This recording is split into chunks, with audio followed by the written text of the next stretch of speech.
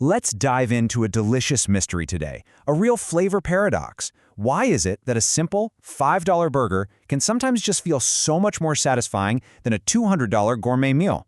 I mean, what's going on there? Let's get into it. Come on, you've totally been there, right? You walk out of some super high-end restaurant feeling, I don't know, a little let down. But then, maybe a week later, you grab a burger from your go-to spot and it is just pure happiness. So what gives? Is your palate broken? No, not at all. It's actually something way more fascinating going on inside our brains and even our bodies. All right, so to really get to the bottom of this, we're going to look at it from 4 different angles. First, we'll talk about the expectation game your mind plays. Then, we'll dive into the science of satisfaction. After that, we'll explore the comfort of the familiar. And finally, we'll see why it's about so much more than just food. Okay, let's kick things off with part 1, the expectation game. And this is huge, because believe it or not, before you even take a single bite of anything, your brain has already done most of the work. It's already decided how that food is probably going to taste. You see, it's not really about the money in your wallet. It's about the money in your mind. How we feel about our food is so deeply connected to what we think it's worth. And that whole process starts way before you even see the check. It all comes down to a really cool psychological idea. It's this thing called mental accounting. Basically, we all have these invisible buckets in our brains for our money. That $200 meal, that's coming out of the special occasion or treat yourself bucket, right? And the expectations are sky high.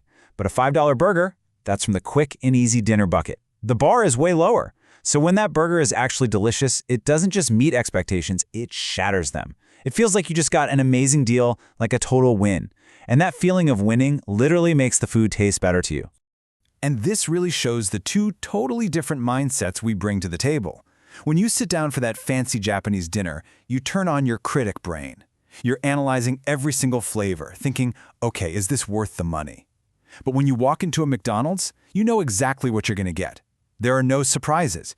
It's guaranteed satisfaction, and that lets you just relax and enjoy it. But hey, it's not all just in your head. There's some actual science behind why that burger is so ridiculously satisfying. And that brings us to our second point, the difference between engineered bliss and appreciated nuance. I mean, look at the difference here. A fancy, high-end meal is all about subtlety, right? It's about delicate, nuanced flavors from really fresh ingredients. You kind of have to pay attention to appreciate it.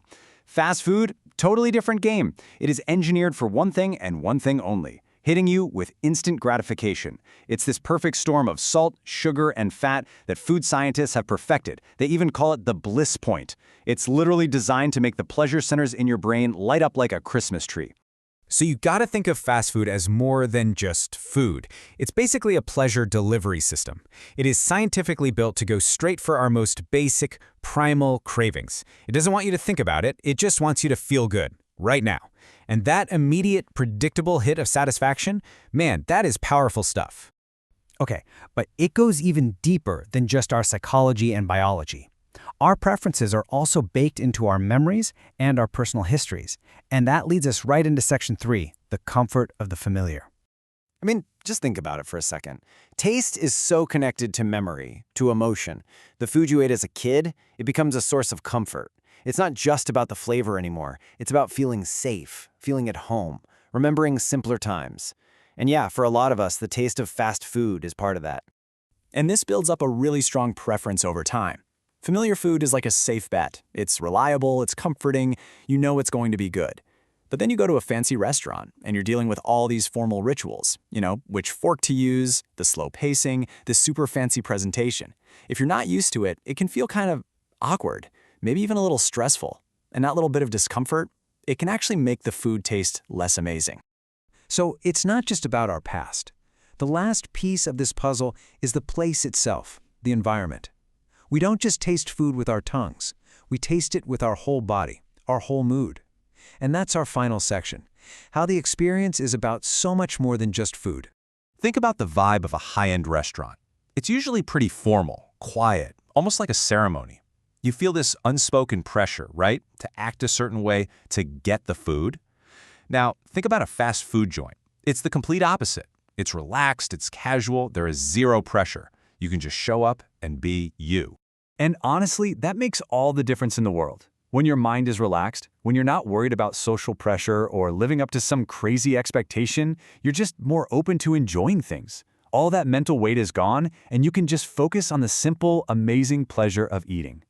And this quote just nails it. It ties everything we've talked about together perfectly. Familiar, cheap, and directly stimulating fast food is easy to satisfy immediately, while exquisite, light, high-end cuisine requires psychological and sensory coordination to be fully enjoyed.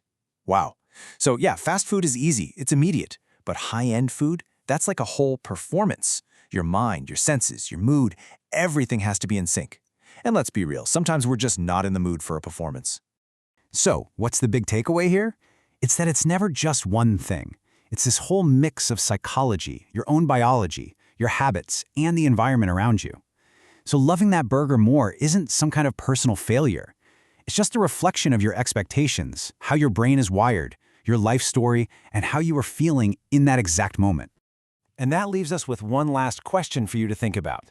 The next time you get a craving for something simple and familiar instead of something fancy and new, ask yourself, what am I really craving right now? Is it just the food? Or you may be craving comfort, certainty, or maybe just a simple, easy win. And what does that tell you about what you're really looking for in a meal?